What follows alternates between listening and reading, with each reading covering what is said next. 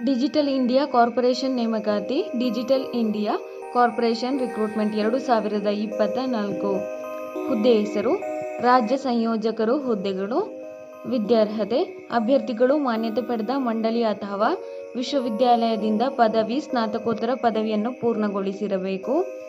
ವಯೋಮಿತಿ: ಅಭ್ಯರ್ಥಿಯು 20/8/2024 ಕನಿಷ್ಠ 25 ವರ್ಷಗಳು ಮತ್ತು ಗರಿಷ್ಠ 40 ವರ್ಷಗಳನ್ನು ಹೊಂದಿರಬೇಕು.